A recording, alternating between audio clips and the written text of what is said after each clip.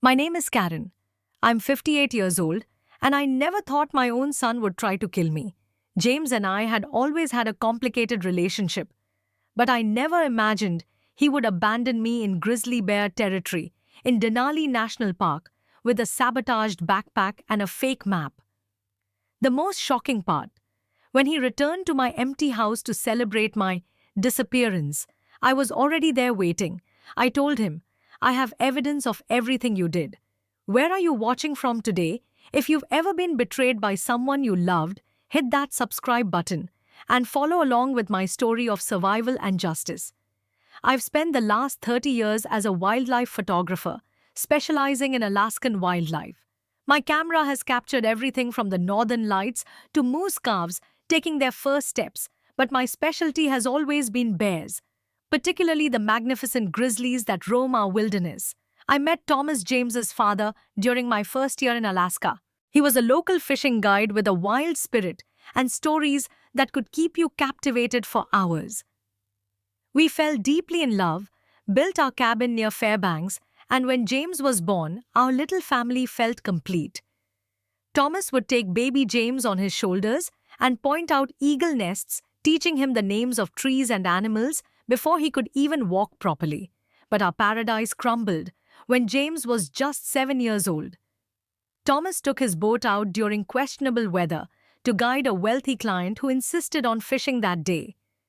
A sudden storm capsized the boat, and Thomas was lost to the merciless Alaskan waters. The client survived by clinging to a cooler until rescue arrived. Thomas's body wasn't recovered for 3 days. I was shattered, but I had a young son who needed me. Our remote cabin became both our sanctuary and our prison. I poured myself into my photography work, taking James with me on assignments, whenever possible homeschooling him between shoots. I thought I was giving him an education that no classroom could provide. Tracking wolf packs, witnessing caribou migrations, watching bear cubs learn to fish. As James entered his teenage years, a bitter seed began to grow inside him. He started resenting our isolated lifestyle, blaming me for keeping him away from normal things like video games, shopping malls, and friends his age. What I saw as a privileged connection to nature, he viewed as forced exile. Why can't we just live in Anchorage like regular people? He would demand. Dad wouldn't have made me live like this. That hurt the most. His idealization of his father. Thomas became an almost mythical figure in James's mind.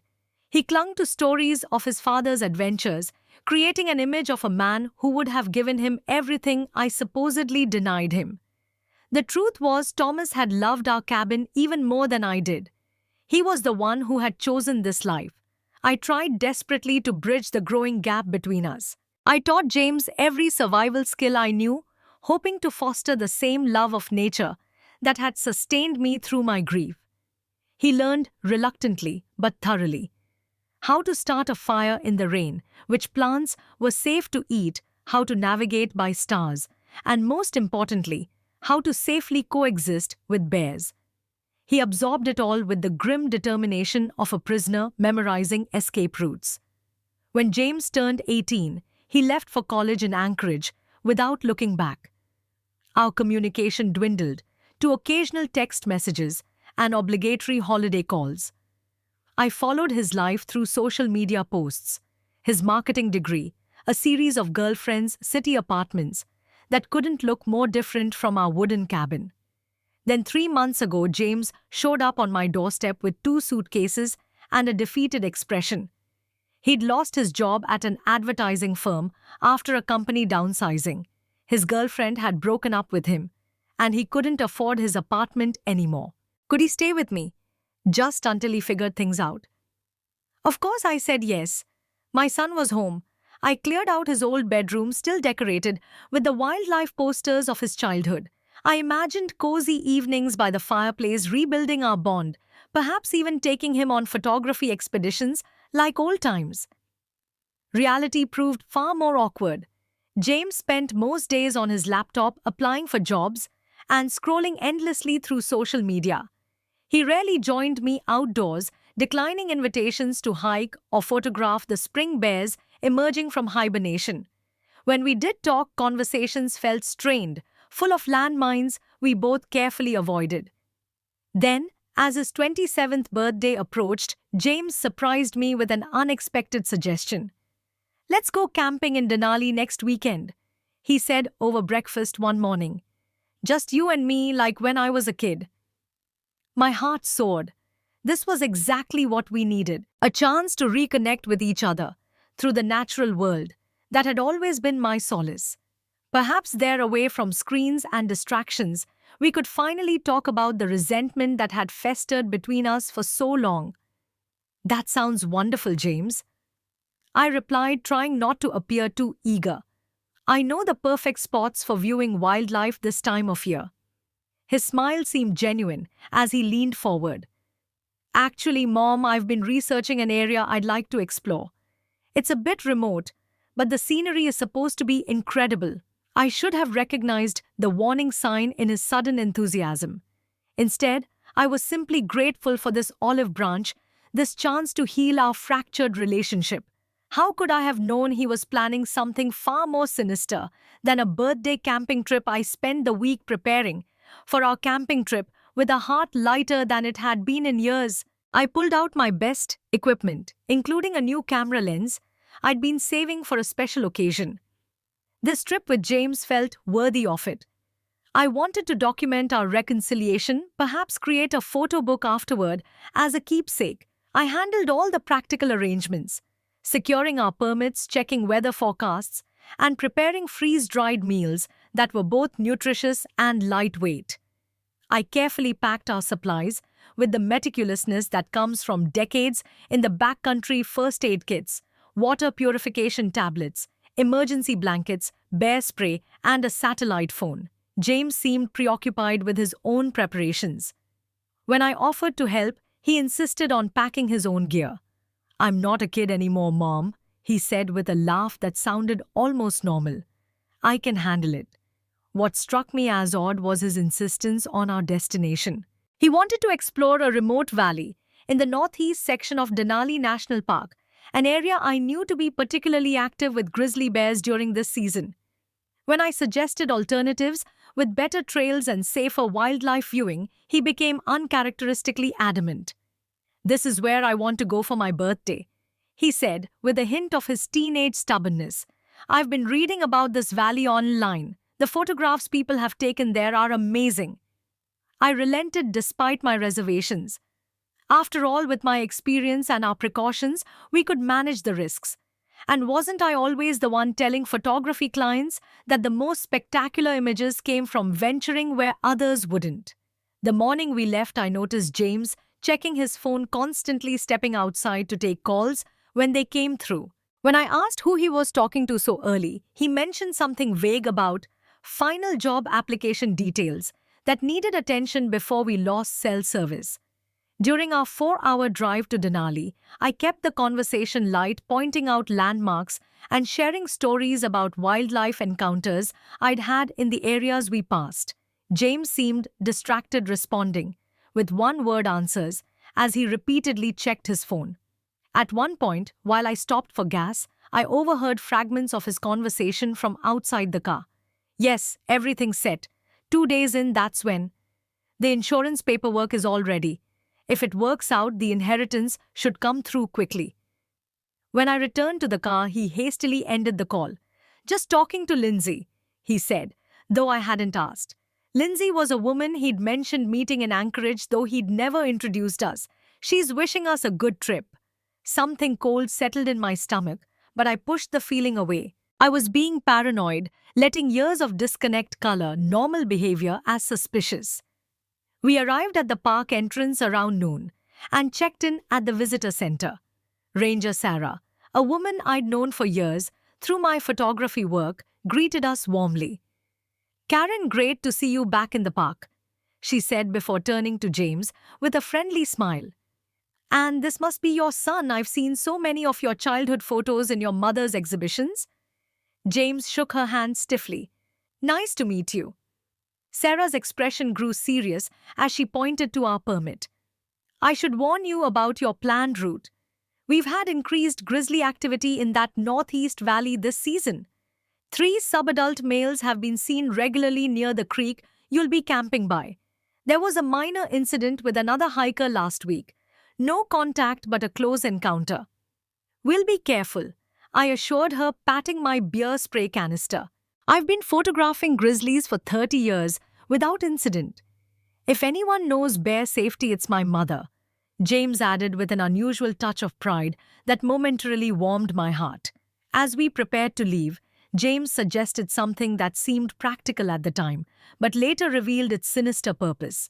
We should separate some of our supplies between both packs, he said.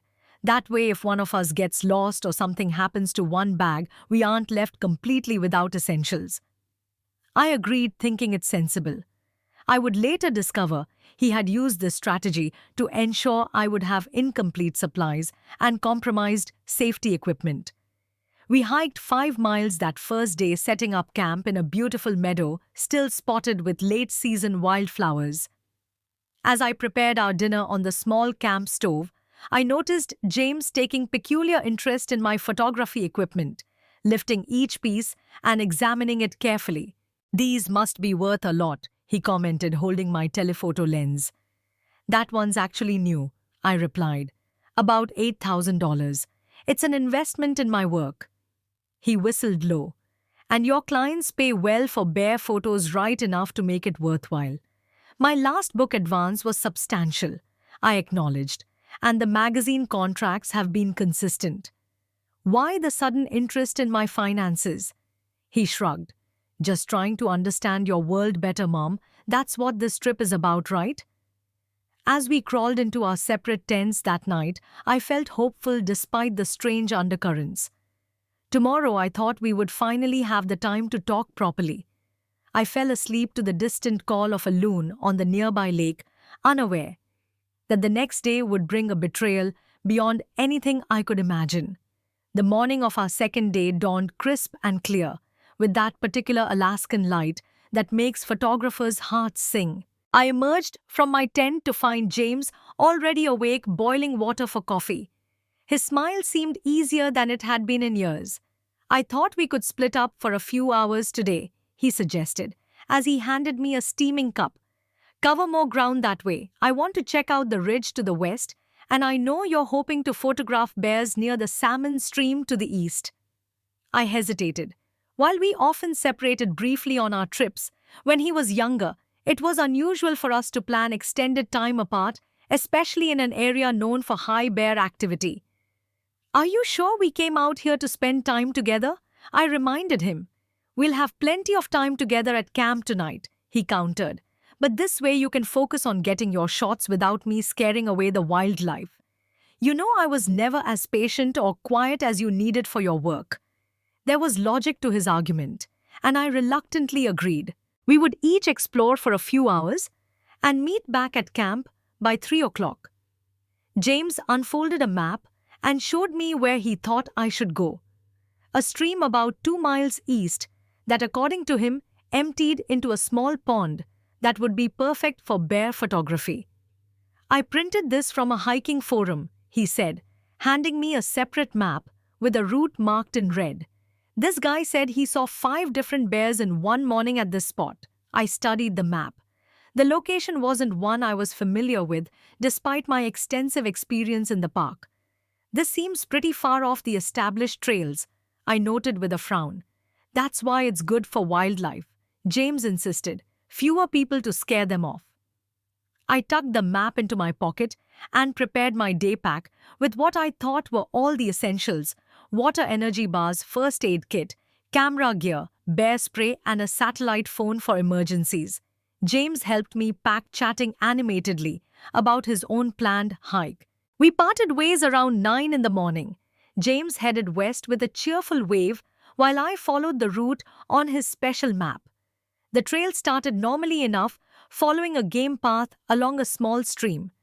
But after about an hour of hiking, the path became increasingly faint, forcing me to rely more heavily on the map. By 11 o'clock, I had an uneasy feeling that something wasn't right. The landmarks didn't match what I was seeing, and the stream I was following seemed to be flowing in a different direction than indicated. I pulled out my compass to double-check my bearings, only to discover it was missing from its usual pocket in my pack. Strange. I was meticulous about my equipment, especially safety gear. I distinctly remembered packing it. I dug deeper into my backpack, growing increasingly concerned. That's when I made another disturbing discovery. My bear spray was gone too. In its place was an empty holster. My heart began to pound as I reached for the satellite phone. It was there, but when I tried to turn it on, nothing happened. I opened the battery compartment to find it empty. The batteries had been removed. This couldn't be a coincidence. With growing alarm, I emptied my entire pack onto a flat rock. My water bottle was there, but only half full, not the 2 liters I'd packed. The first aid kit was missing critical components like the emergency whistle and space blanket. And most concerning of all, the energy bars had been replaced with empty wrappers stuffed back into the box. As I repacked the remaining items with trembling hands, a small paper fluttered from the pocket of my jacket. A receipt I'd never seen before. I smoothed it open to find a life insurance policy document dated just 2 weeks earlier. A policy on my life with James listed as the sole beneficiary.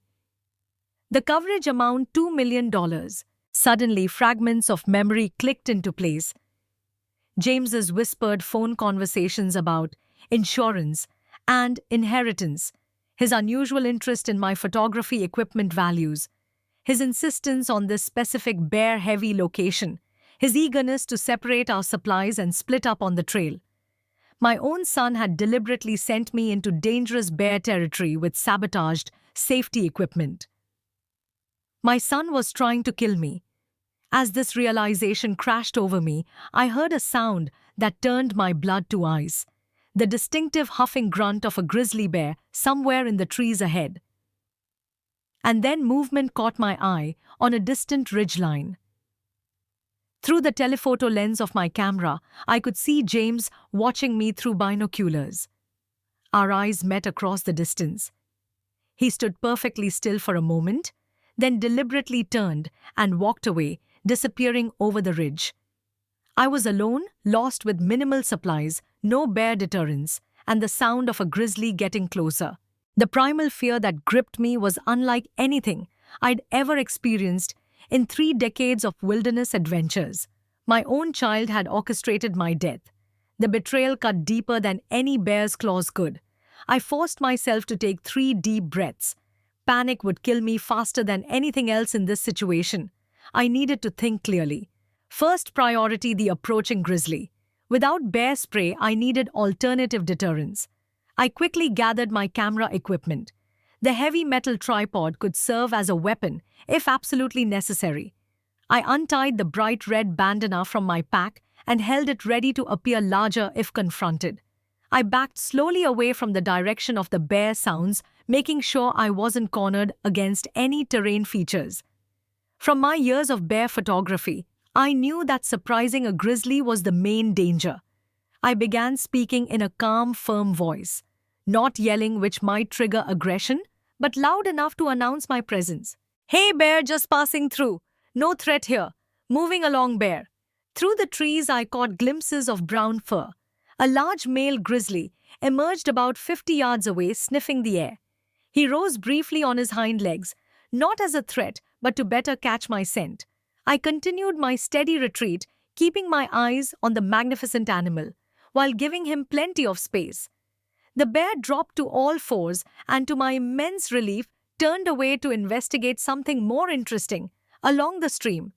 I didn't waste the opportunity.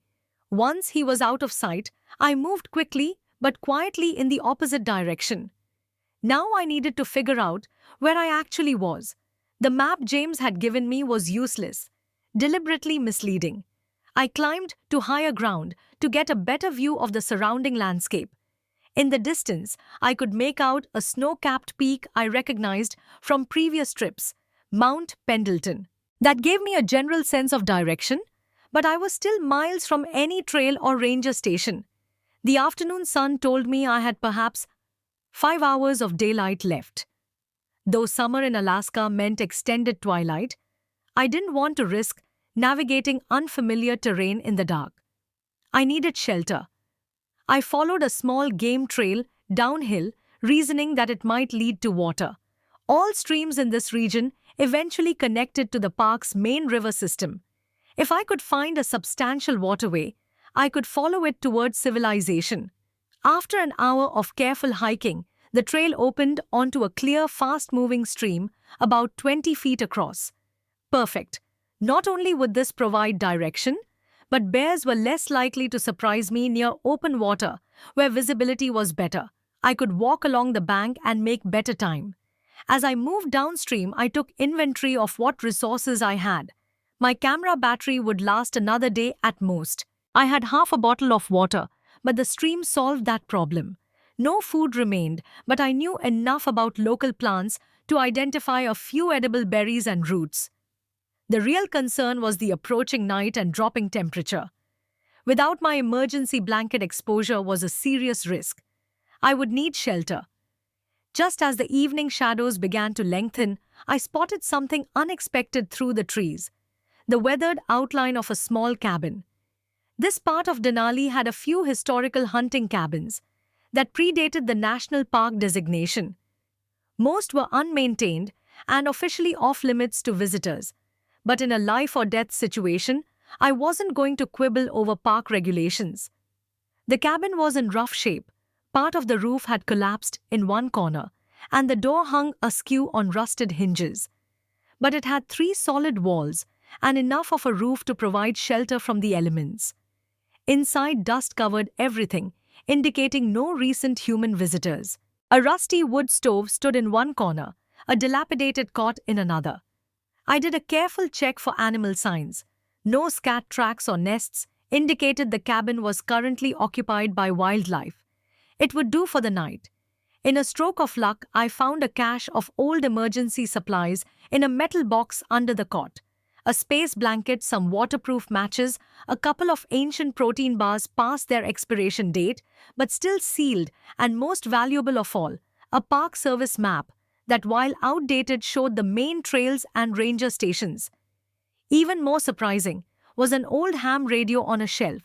It looked at least 20 years old, and when I tried the power switch, nothing happened. I pried open the back panel and found the expected corrosion on the battery terminals. Still, with my basic knowledge of electronics from maintaining my camera equipment, there was a chance I could get it working if I could clean the connections and find a power source. As night fell, I used my camera's LCD screen as a makeshift light to examine the radio more thoroughly. The battery compartment was designed for standard D cells, long since removed. But the radio also had an external power connection. If I could adapt my camera battery, I spent 2 hours in the dim light fashioning a connection using wire I stripped from the radio's frayed cord and the adapter from my camera charger. It was delicate, imperfect work, but wilderness photography had taught me to improvise repairs in the field. When I finally connected my camera battery to the radio, the ancient dial flickered weakly to life, its glow eerily illuminating the dusty cabin. I had power, but no guarantee the transmission components still worked, or that anyone would be listening on these frequencies. As I fiddled with the radio dials, I also formulated a plan. I wasn't just going to survive this ordeal. I was going to ensure James faced consequences for what he'd done. I used my camera to document everything: the emptied backpack with missing safety equipment, the life insurance receipt, the misleading map. If anything happened to me, I wanted evidence that this was no accident. The betrayal cut deep, each realization like a physical wound. My own son had methodically planned my death. He had looked me in the eye over coffee knowing he was sending me to die. How had we come to this? What had happened to the little boy who once held my hand, while crossing streams, who laughed with delight when we spotted fox kids playing outside their den, exhausted by fear, exertion, and heartbreak? I finally wrapped myself in the space blanket and lay down on the dusty cot. Tomorrow would require all my strength and wilderness knowledge, not just to find my way back to safety, but to bring a would-be murderer to justice, even if that murderer was my own son. I woke at dawn stiff but determined. The reality of James's betrayal had settled into a cold, hard knot in my chest overnight. The boy I had raised, the baby I had nursed, the child whose nightmares I had soothed. He had tried to kill me for money. The thought was almost too monstrous to comprehend, but the evidence was undeniable. My first priority was to get back to civilization and safety. I studied the old park map carefully, orienting it with the position of the rising sun and the mountain landmarks visible through the cabin windows. By my estimation, I was about 7 miles from the nearest marked trail, which would eventually lead to a ranger station, another 5 miles beyond that. A long trek, but manageable in a day of hard hiking if I pushed myself. Before leaving the cabin, I made one last attempt with the jury-rigged radio. Adjusting the frequency to the Park Service emergency channel, I pressed the transmit button and spoke clearly. "This is Karen Wilson, wildlife photographer, attempting emergency contact from approximately 7 miles northeast of Granite Creek Trailhead. Does anyone copy?" I repeated the message 3 times, pausing for a response between each attempt. Nothing but static answered me. Either the radio's transmission capability was damaged or no one was monitoring this old frequency. I would have to rely on my own 2 feet to get me to safety. I packed everything useful from the cabin, the space blanket matches, expired protein bars, and my precious camera equipment, with its documentation of James's sabotage. Stepping outside, I carefully logged the cabin's location on my map and began the long hike toward the nearest trail. The terrain was challenging. A mix of boggy meadows, dense spruce forest, and rocky ridges. I maintained a steady pace, stopping only briefly to refill my water bottle at clear streams and to check my bearings. Every sound in the underbrush made me freeze. Alert for bears, but I saw only smaller wildlife. A red fox, some ground squirrels, a startled ptarmigan bursting from cover. Around midday, I crested a ridge and spotted something that made my heart leap. A thin ribbon of maintained trail visible in the valley below. I had cut my estimated distance nearly in half by taking a more direct route than the map suggested. New energy flowed through my tired legs as I made my way down toward it. Just as I reached the trail, I heard something that stopped me in my tracks. Human voices. Ducking behind a large spruce, I cautiously peered around the trunk. 2 hikers were approaching, a young woman with a red backpack and an older man I assumed was her father. For a split second, I hesitated. What if they knew James? What if they were somehow part of this? The paranoia that comes with betrayal briefly clouded my judgment. But then common sense reasserted itself. I needed help, and these people were my best chance. I stepped out onto the trail, raising my hand in greeting. "Hello there. You have no idea how glad I am to see you." The hikers stopped, clearly surprised by my disheveled appearance. The young woman recovered first, smiling cautiously. "Hi, are you okay? You look like you've had a rough time." "I've been lost since yesterday," I explained, deciding to withhold the full truth until I reached authorities. "My name is Karen Wilson. I got separated from my hiking partner and spent the night in an old cabin back there." "I'm Lisa," the young woman said. "This is my Uncle Ted. We're just out for a day hike from the Wonder Lake campground." Lisa offered me a granola bar from her pack, which I gratefully accepted. As I ate, she mentioned something that sent a chill down my spine.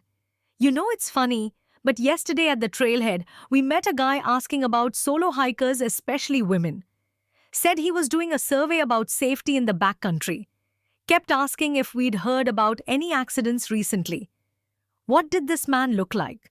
I asked, trying to keep my voice steady. 30-ish, dark hair, blue North Face jacket. Seemed nice enough, but something felt off about his questions. James, it had to be. He was establishing his cover story, perhaps looking for witnesses who could later testify that he'd been concerned about solo hikers' safety. The calculation of it made me sick. "That's concerning," I said neutrally. "Listen, I need to get to a ranger station as soon as possible. My satellite phone was lost, and I need to report my situation. We're heading back that way, Ted offered. The ranger station at Wonder Lake is about 3 miles from here. You're welcome to hike with us. As we walked, Lisa shared that she was an amateur photographer herself. When I mentioned my profession, her eyes widened with recognition. Wait, Karen Wilson. The wildlife photographer. I have your book on Alaskan bears. It inspired me to take up photography. Under different circumstances, meeting a fan would have been delightful. Now it was a stroke of luck. Lisa was more than happy to help document my condition and the evidence I'd collected. When I explained I needed photos of myself and my equipment for insurance purposes after getting lost. We reached the Wonder Lake Ranger Station by mid-afternoon. Ranger Sarah, the same ranger who had warned us about bear activity when James and I checked in, was on duty. Her expression shifted from professional welcome to concern as she recognized me. Karen, what happened? Where's your son? We've had no reports of hikers in distress. I asked to speak with her privately, and once in her office, I laid out the evidence: the tampered backpack, the missing safety equipment, the life insurance policy receipt, and my camera with its documentation of everything. I explained James's strange behavior before the trip and his watching me through binoculars before abandoning me. Sarah's face grew increasingly grave as I spoke. When I finished, she immediately contacted park police and the state troopers. What I had described wasn't just a family disagreement or a prank gone wrong. It was attempted murder. We need to move quickly, she said after making her calls. If what you're saying is true, your son may report you missing soon to establish his alibi. In fact, she checked her computer, then looked up with a grim expression. He already has. 30 minutes ago, he called our main office reporting that you failed to return to your campsite last night. Search and rescue protocols are being initiated as we speak. The confirmation of James's plan hit me like a physical blow. He really was going through with it step by calculated step.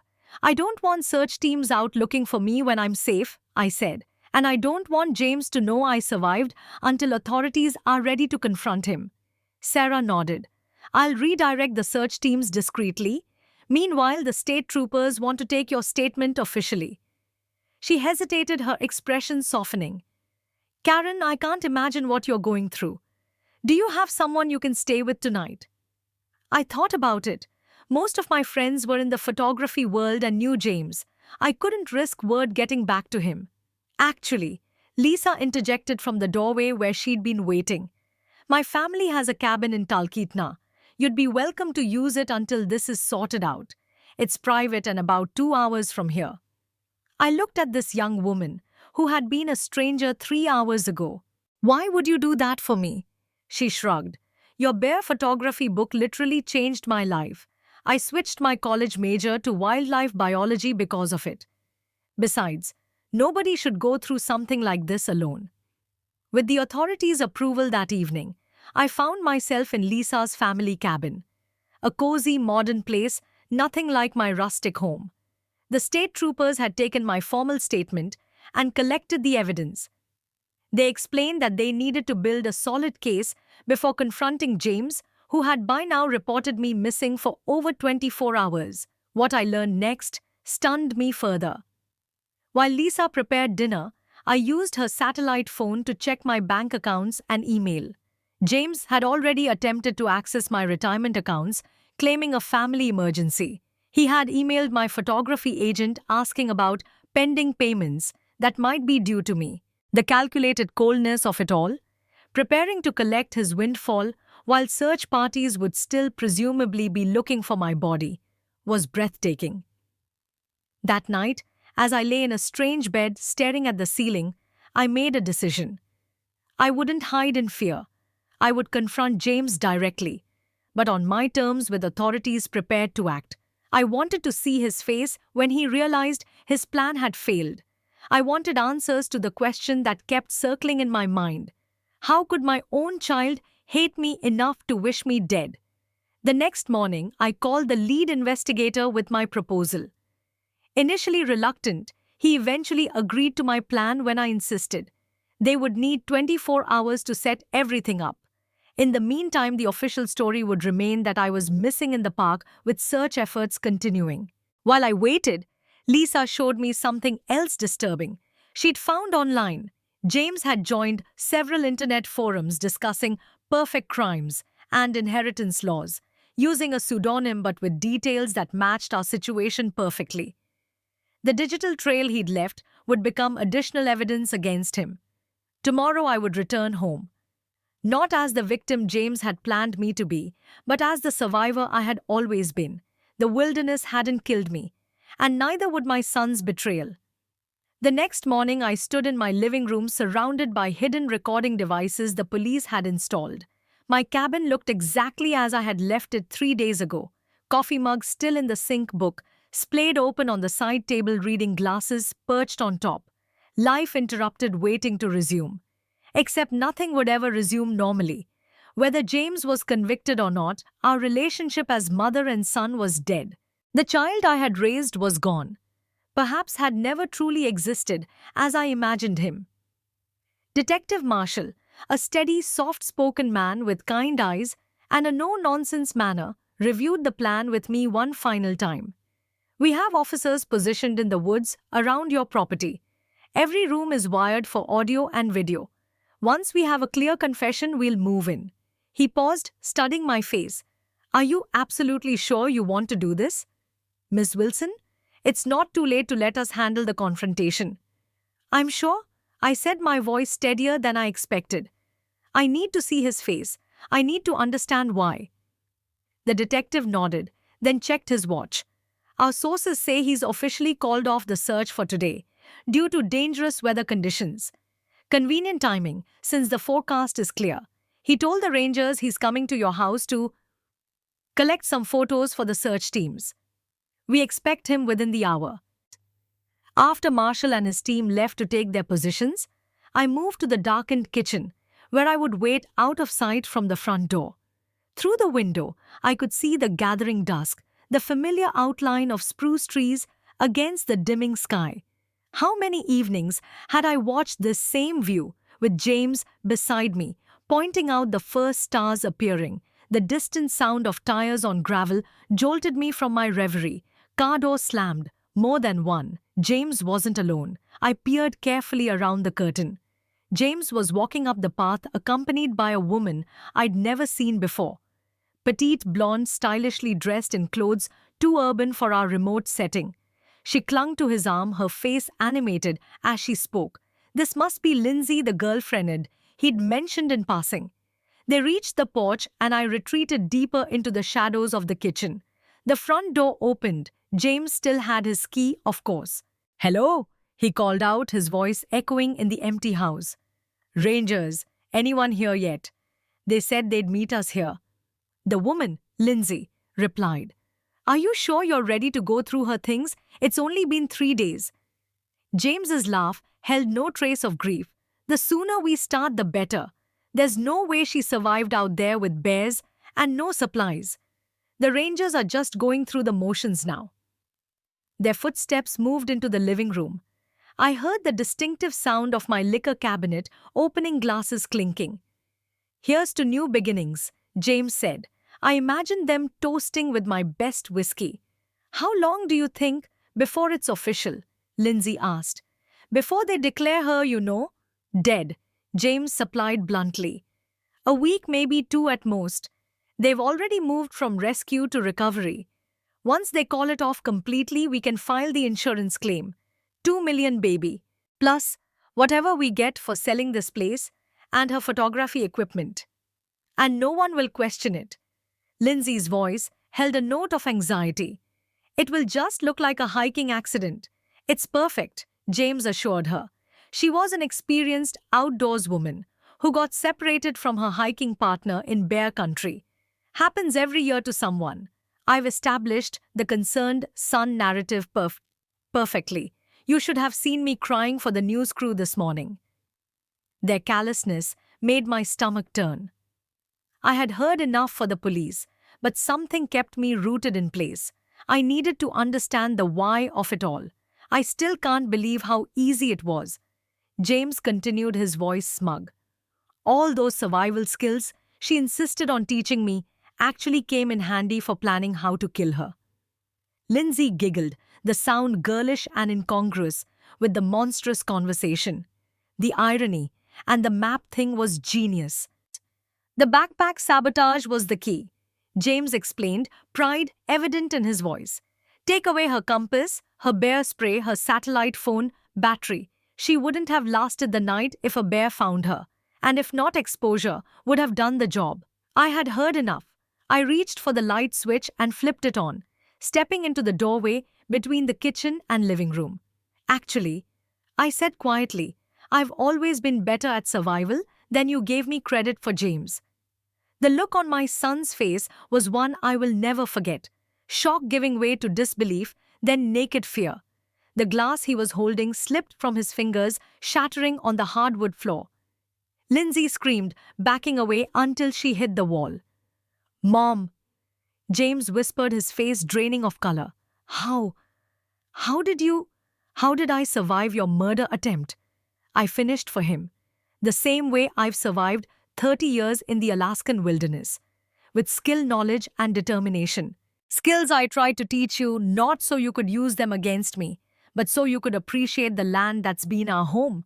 James rallied quickly, his expression morphing into practiced concern.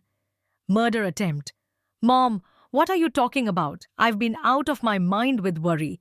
The whole park service has been searching for you. Save it, James. I heard everything you just said to Lindsay. About the insurance money selling my equipment. How you sabotaged my backpack.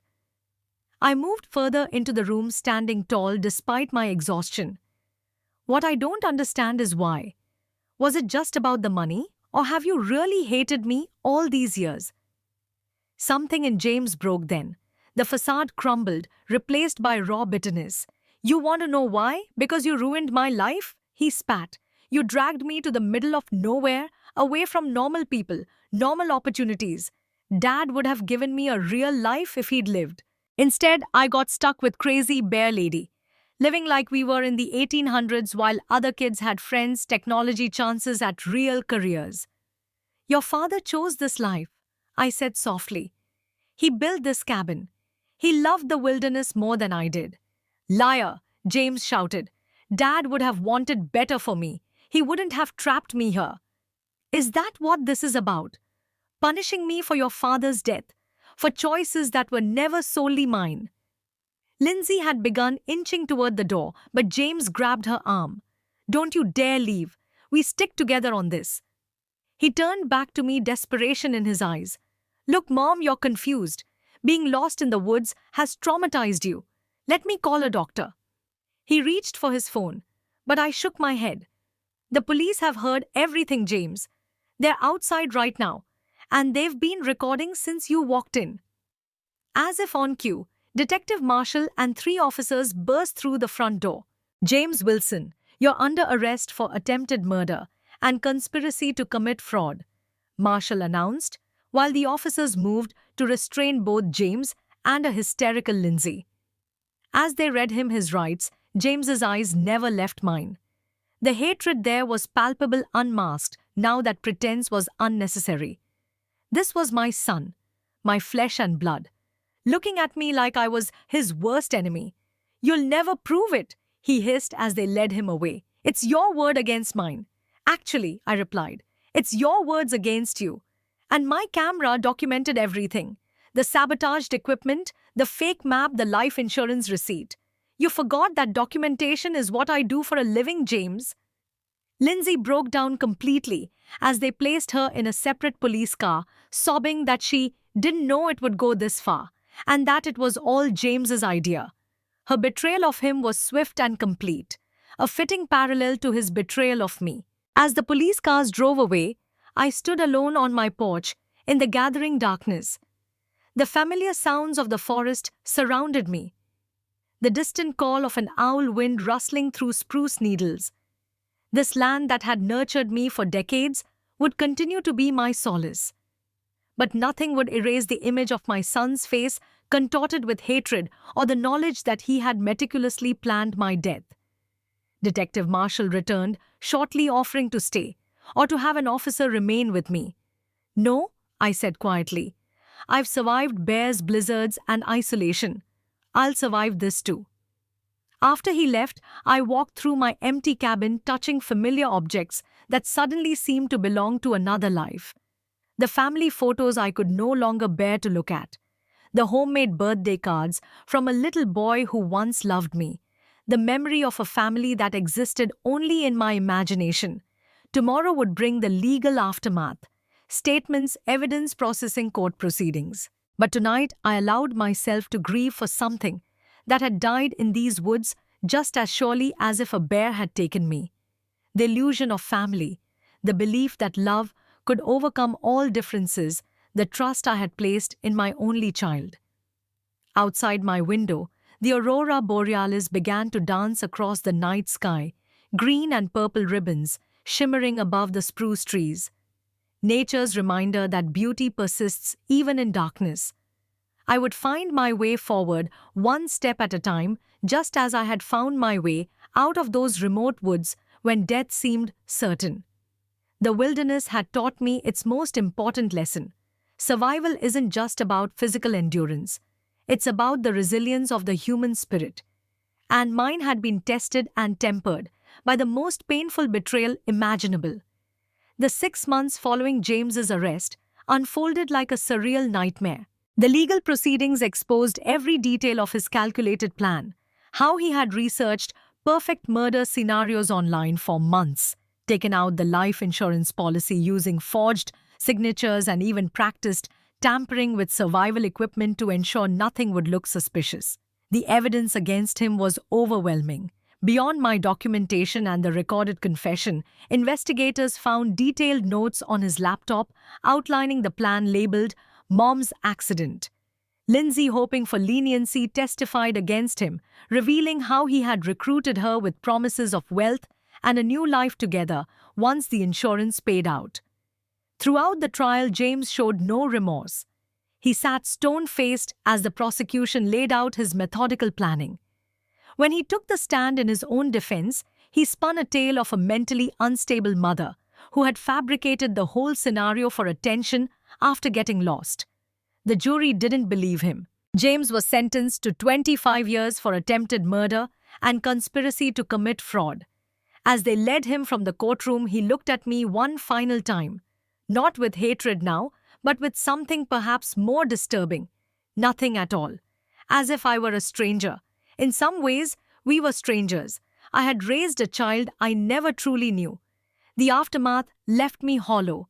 I couldn't bear to return to my cabin immediately. Too many memories haunted those walls. Instead, I accepted Lisa's invitation to stay at her family's guest house while I figured out my next steps. Her kindness during this period was a lifeline I hadn't known I needed. "You're the reason I became a wildlife photographer," she told me one evening as we reviewed her portfolio. "Let me help you remember why you loved it too." Slowly, Lisa coaxed me back into the wilderness with my camera. First, just short walks near her family's property. Then longer excursions to photograph migrating birds. Eventually, a 3-day trip to photograph wolves in Denali, not far from where James had abandoned me. Returning to those woods was terrifying and necessary. Each step on the familiar trails felt like reclaiming something stolen from me. The first time I photographed a mother grizzly with cubs after the incident, I wept behind my camera lens. Not from fear, but from recognition. She too would do anything to survive, to protect what mattered. 3 months after the trial, I finally returned to my cabin. I hired contractors to renovate it completely. Different layout, different colors, different furniture. I needed to excise the ghost of what had happened there. The only things I kept unchanged were my photography studio and the view from my deck, the wilderness that had both witnessed my betrayal and facilitated my survival. As winter settled over Alaska, I made the hardest decision of my life. I drove to the correctional facility where James was serving his sentence. For 2 hours, I sat across from my son in the visiting room separated by plexiglass, searching for answers. Why couldn't you just have asked me for money if you needed it? I finally said. I would have given you anything. James looked older already, prison pallor replacing his outdoor tan. It wasn't just about money, he said flatly. It was about freedom. Your life, your choices always smothered mine. I loved you, I said simply. Everything I did was because I loved you. He shrugged. Your version of love was a cage. We had nothing more to say to each other. As I left the prison, I realized I would not return. Some breaks cannot be mended, some betrayals cut too deep. I would always love the child James had been, but the man he had become was beyond my reach. Instead of allowing this trauma to destroy me, I channeled it into purpose. I started a foundation called Wilderness Survivors, which combined my two lifelong passions, wildlife photography and wilderness training. The foundation offered healing retreats for people who had experienced profound betrayals or traumas, teaching them both practical outdoor skills and using nature photography as therapy. Our first retreat included a woman whose husband had tried to poison her for insurance money, a man whose business partner had framed him for embezzlement, and a teenager whose parent had abandoned her in a dangerous urban area. Different circumstances, same core wound, betrayal by those who should have protected them. In these wounded souls, I found a new family of sorts. We bonded over our shared experiences, our determination to reclaim our lives from those who had tried to destroy them. Together, we learned to trust again, first the predictable rhythms of nature, then eventually, cautiously other humans. I also began visiting prisons to speak with inmates who had committed crimes against family members, trying to understand the psychology behind such betrayals. This research led to a book that combined my photography with personal stories of both perpetrators and survivors of family violence. The book became a beacon for others walking the lonely path of family betrayal. On the 1-year anniversary of the camping trip, I returned to the exact spot where James had abandoned me.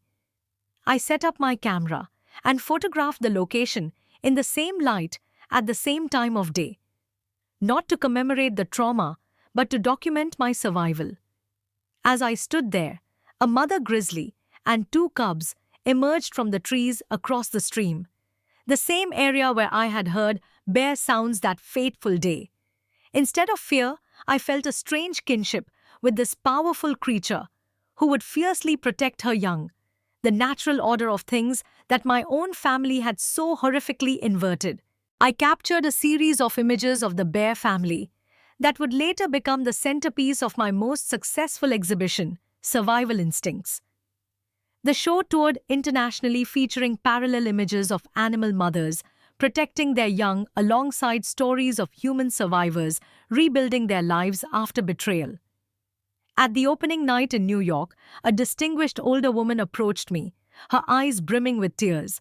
"My son tried to kill me for my inheritance 20 years ago," she whispered. "I've never told anyone until now. Your story gave me permission to speak my truth." She was the first of many. At each exhibition, people approached with similar confessions, as if my public vulnerability had created a safe space for their hidden wounds. A community formed around these shared experiences, not defined by victimhood, but by remarkable resilience. 2 years after the incident, I received a letter from Lindsay. She had served a shorter sentence for her role in the conspiracy and was now working with a domestic violence organization, helping young women recognize and escape manipulative relationships. She asked for forgiveness. I wasn't yet ready to give, but her transformation suggested that redemption was possible, even from the darkest places. James never sought redemption. His occasional letters were filled with justifications and deflections.